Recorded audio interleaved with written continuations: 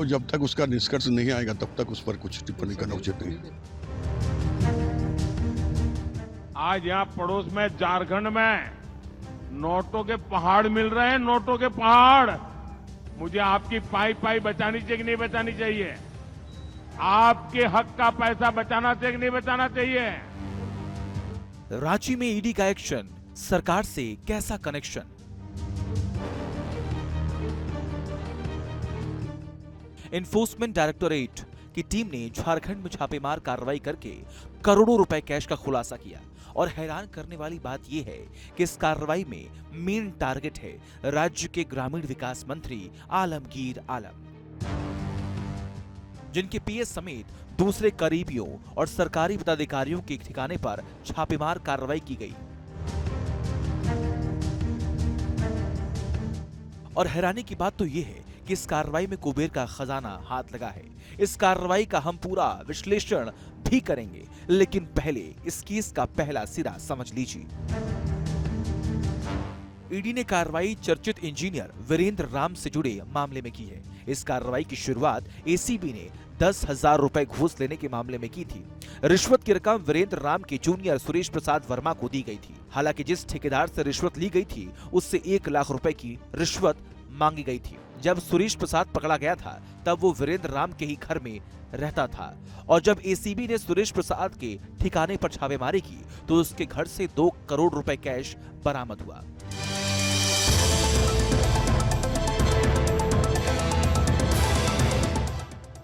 उस समय सुरेश प्रसाद वर्मा ने बताया था कि कैश वीरेंद्र राम का है और उसे रखने के लिए रिश्तेदारों ने दिया है। तब सुरेश प्रसाद को जेल भेज दिया गया और एसीबी की जांच का दायरा बढ़ गया। तब वीरेंद्र राम की अकूत संपत्ति का पता चला, जिसके बाद पिछले साल फरवरी महीने में वीरेंद्र राम के 24 ठिकानों पर ईडी ने छापेमारी की और मिले दस्तावेजों के आधार पर पूछताछ की, जिसमें 100 करोड़ रुपए से ज्यादा की चल अचल संपत्ति का खुलासा हुआ। और ये छापेमारी भी उसी कार्रवाई का विस्तार है जिसमें राज्य के ग्रामीण विकास मंत्री आलमगीर आलम का नाम आ गया। अब ये कैसे हुआ इसे भी समझ लीजिए। मंत्री आलमगीर आलम के ओएसडी से जुड़ा मामला है। बिजनेस पार्टनर मुन्ना सिंह के ठिकाने पर ईडी ने दबिश दी थी, जहां ईडी ने मुन्ना सिंह के घर से करोड़ों रुपए कैश बरामद किए। इसके अलावा आलमगीर आलम के पीएस संजीव लाल समेत 3 से 4 और लोगों के ठिकानों पर भी ईडी की टीम ने दबिश दी और ईडी ने संजीव के घर से भी करोड़ों रुपए कैश बरामद किया। इसीलिए झारखंड के मंत्री आलमगीर आलम पर भी प्रश्न उठने लगे, लेकिन वो इस मामले से खुद को अलग बताने की कोशिश में जुट गए। देखिए, मेरा पीएस है, विभाग बोले बहुत सरकारी मुलाजिम है, 2 मंत्री का पीएस रह चुके थे, उसी आधार पर उसको हम लोग लाए थे। अब बाकी अभी जो चर्चा चल रही है वो ईडी में, तो वो तो जब तक उसका निष्कर्ष नहीं आएगा तब तक उस पर कुछ टिप्पणी करना उचित नहीं है। अब चूंकि मामला राज्य सरकार के एक मंत्री से जुड़ा है, इसीलिए सियासी माहौल भी गर्मा गया और एक गरमाया हुआ माहौल भ्रष्टाचार विरोधी कार्रवाई के रूप में दिखाकर माहौल को पक्ष में बनाने के लिए इस्तेमाल हो सकता है। आज यहाँ पड़ोस में झारखंड में नोटों के पहाड़ मिल रहे हैं, नोटों के पहाड़। लोगों का चोरी किया माल पकड़ रहा है मोदी वहां।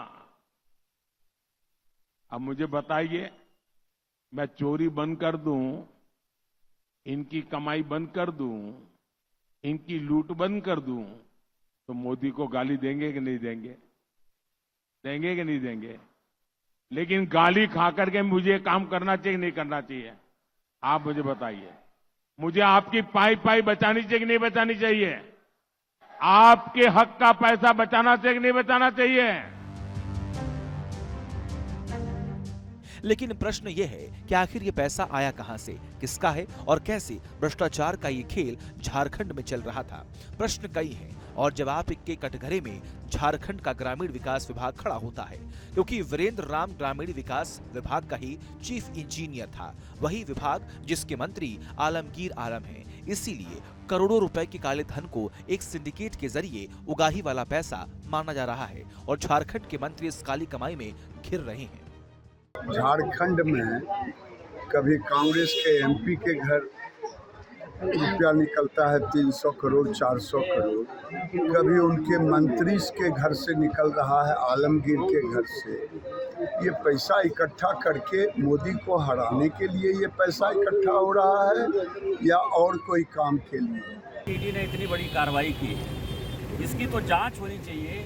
दो काम करना है, एक तो भ्रष्टाचार के आरोप में आपको पता है कि हेमंत सोरेन जेल में बंद है, तो झारखंड मुक्ति मोर्चा के पास जो डिपार्टमेंट है वो हेमंत सोरेन पैसा खा रहा है। आलमगीर आलम विधायक दल का नेता है तो कांग्रेस का वो पैसा खा रहा है। इतना पैसा यदि मिला है इसका मतलब पैसा अपने पास रख रहा होगा, कुछ आला कमान को पहुंचा रहा होगा। खाली ठेकेदारी, भ्रष्टाचार, ट्रांसफर, पोस्टिंग, मिट्टी, बालू, दारू, इसी सब का सिंडिकेट चल रहा है।